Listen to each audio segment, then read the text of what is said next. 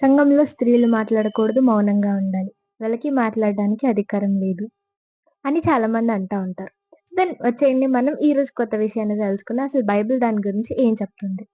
So, అందరూ ఒకే ఒక వచనాన్ని ఆధారం చేసుకొని అంటే బైబిల్ కొత్త నిబంధనలో ఉన్న వచనాలను ఆధారం చేసుకొని చాలా మాట్లాడుతున్నారు. అయితే కొరింథీయులకు రాసిన మొదటి పత్రిక 14వ అధ్యాయం 34వ వచనంలో ఇలా ఉంది. స్త్రీలు సంఘంలో మాట్లాడకూడదు. మౌనంగా ఉండాలి. మాట్లాడడానికి వాళ్ళకి అధికారం ఇవ్వబడలేదు. లోబడ్డానికి మాత్రమే అధికారం ఇవ్వబడిందని జెప్పేసి చెప్తా ఉంది. అయితే ఎందుకు అలా? ధర్మశాస్త్రం ఇలా చెప్తుందంటే, ఒకవేళ ధర్మశాస్త్రంలో అలా చెప్పుంటే, దెబోరా ఎందుకు ప్రవక్తనిలా దేవుడు ఎన్నుకున్నాడు? మరి ఆమెందుకు న్యాయాధిపతి అయింది? మిర్యాం ఎందుకు ఆరాధన నడిపించింది? హుల్దా ఎందుకు మరి ప్రవక్తనిలో ఒకతిగా ఎంచబడింది? సో, దెన్ ఆ టైమ్స్‌లో వాళ్ళని దేవుడు ఎన్నుకున్నప్పుడు ఎక్కడ ధర్మశాస్త్రం చెప్పింది? సో, అందుకే ఒకసారి ధర్మశాస్త్రంలో ఏ ఒక్క వచనంలో కూడా డైరెక్ట్‌గా స్త్రీలు ప్రసంగించకూడదు, లేదంటే స్త్రీలు మాట్లాడకూడదు సంఘంలో అని లేదు. కానీ ఇక్కడ పౌలు గారు ఎందుకు ఇలా చెప్తున్నారంటే, ఆ టైంలో 3 పాయింట్స్ ఉన్నాయండి. ఏం లేదు 3 మెయిన్ పాయింట్స్ అంటే సంఘంలో గందరగోళాన్ని బట్టి ఒకటి.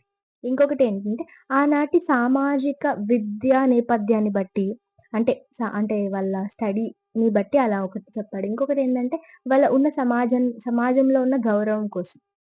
సరే. ఈ 3 విషయాలు మనం ఒకసారి చూసుకుందాం. సంఘంలో ఆరాధనలో గందరగోళాలు జరిగాయి. ఎలా అంటే, ఇప్పుడు నేనొక విషయం చెప్తున్నా. అంతలోగా ఇతరులు ఇప్పుడు నేను సొలొమోన్ గురించి మాట్లాడుతుంటే, మధ్యలో వచ్చేసి సొలొమోన్ అంటే అర్థమేంటి? సొలొమోన్ ఎవరండి? ఎవరి కొడుకండి? అనుకుంటా మాట్లాడేశారనుకోండి. అప్పుడు వాక్యం అంతా డిస్టర్బెన్స్ అవుతుంది గదా! అప్పుడేమంటాం మనం? అంటాం గదా!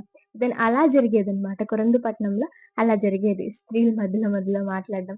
చాలా విషయాలు. దాన్ని బట్టి ఏం చెప్పాడంటే స్త్రీలు మౌనంగా ఉండాలి. ఒకవేళ ఆ 33 మనం చూసుకుంటే 35లో అంటాడు. ఏమనంటే, "ఇంటికి వెళ్ళాక మీ పురుషుల్ని అడిగి తెలుసుకోండి." అయితే ఈ విషయాన్ని గూడా ఎందుకు చెప్పాడంటే, మనం అన్నాం గదా! ఆనాటి సామాజిక విద్య దాన్ని బట్టి ఏంటంటే, ఆ టైమ్స్‌లో స్త్రీలు చదువుకోవడానికి అవకాశం ఉండేది కాదు. అంటే నాలెడ్జ్ విషయంలో స్త్రీలు చాలా తక్కువగా ఉండేవాళ్ళు. దాన్ని బట్టి కూడా వాళ్ళకి చదువు లేకపోవడం వల్ల అన్ని విషయాలు త్వరగా అర్థమయ్యేవి కాదు. అయితే పురుషులకైతే ఫాస్ట్‌గా అర్థమయ్యాయి. అందుకనే ఏమన్నారంటే, చర్చ్‌లో సైలెంట్‌గా ఉండండి. ఇంటికెళ్ళాక హస్బెండ్స్‌ని అడిగి తెలుసుకోండి అని చెప్పేసి కూడా చెప్పారు. సో, దెన్ ఇంకొకటి థర్డ్ థింగ్ ఏంటంటే, ఆ టైమ్స్‌లో స్త్రీలు గనుక గట్టిగా మాట్లాడితే ఇతరులు ఒప్పుకునేవాళ్ళు కాదు. ఏంటి ఇలా మాట్లాడుతుంది? ఆ స్త్రీలు మాట్లాడితే అది తక్కువ చూసేవాళ్ళు. అంటే ఆ టైమ్స్‌లో ఇప్పుడు అలా లేదు గదా! సో, దాన్ని బట్టి గూడా పౌలు గారు ఏమన్నారంటే, మాట్లాడకూడదు అన్నారు. So, then okay. ఇంకొకటి ఒకవేళ స్త్రీలు మాట్లాడకూడదంటే ఇంకొక వచనం గూడా ఉంది.